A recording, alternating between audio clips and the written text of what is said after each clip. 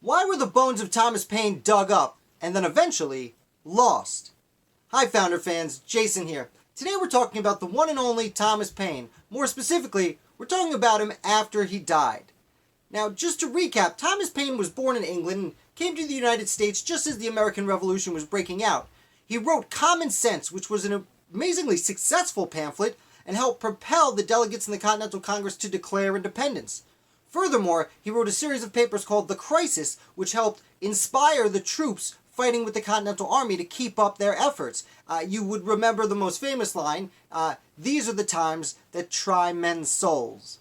Probably the most famous line Thomas Paine ever wrote. But after the Revolution was won, Thomas Paine would actually go to France and help start the French Revolution. It was very important there. However, Paine's writings got more and more radical. Eventually, he returned to the United States, but at that point, he had written some things about George Washington, who was sitting president, that most people disagreed with.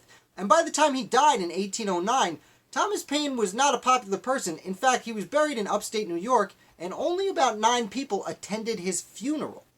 So, that was super sad. However, he was still respected in many revolutionary circles. And there was a man named William Cobbett, who had himself ran away from England a few times for his revolutionary writing, and he found himself living in New York. And he came up with a plan to bury Thomas Paine in his homeland of England. He thought it would be a nice heroic return to his home and bury him in his own soil, because it was seeming like Paine would end up being a pretty important writer in history, at least through Cobbett's eyes. So, Cobbett goes to his gravesite and digs up Thomas Paine's bones. And then he sails back to England with him, and he puts them in his storage, because he did not have the money to do this super heroic, impressive burial. So Thomas Paine's bones sit there in storage, and years go by, and eventually Cobbett dies before he could raise the money. And from there, Cobbett's belongings are dispersed, and no one's really sure who ended up with Paine's bones. Now, there have been claims that someone had his hand or his skull, but none of these can be corroborated. And in fact, to this day, 200 plus years later, we do not know where Thomas Paine's final resting place actually is. If you wanted to, you could probably visit New Rochelle, New York, where his grave was, but we don't know where he ended up. It's one of those fascinating mysteries of history.